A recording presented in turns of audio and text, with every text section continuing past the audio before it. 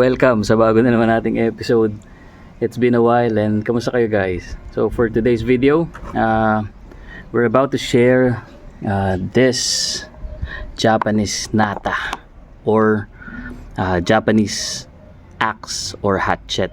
So I bought this online and it came with a scabbard. And you know, ganda.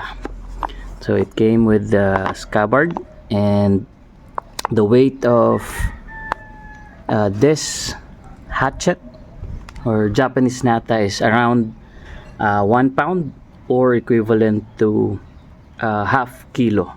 And pagka yung mismong blade lang is just more than siguro half pound naman siya, more than that. Okay, so for the measurement, so it has a length of 14 inches, and then the blade almost 7.5.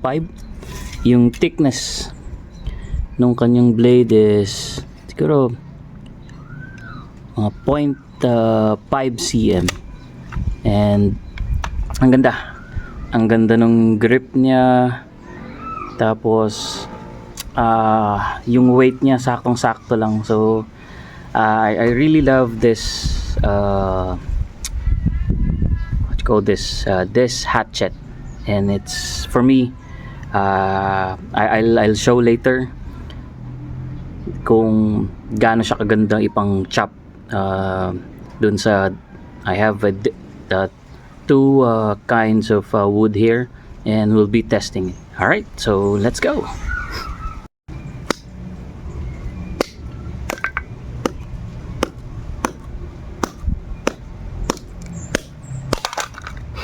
So as you could see, ang ganda naman yung pagkaka-split niya, and let's try to still split this wood.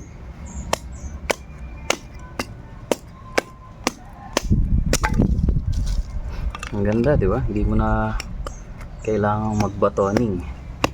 Okay, let's try to split it like this. Gawa naman natin ito, since na this is an axe. Oh. Okay, kaya rin. Hindi natin dito. Kaya niya.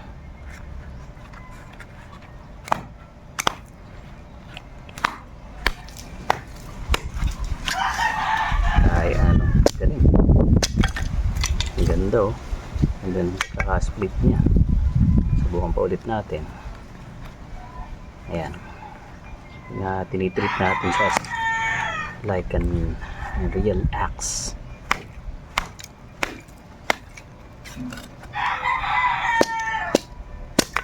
Yun. So sobrang ganda, no? You can really split this wood into nice pieces. So let's try the other one. Okay. Alright, so right now we'll be trying and chopping this this branch. Okay. Yeah, try natin dito. Siparin natin dito.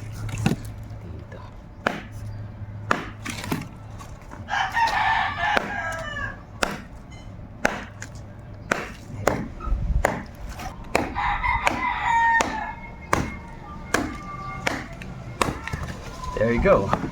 Kung bago kayo sa page na to, please don't forget to like and share this video, and if you're not yet subscribed, if you want to see more of the things that we'd like to share, kindly please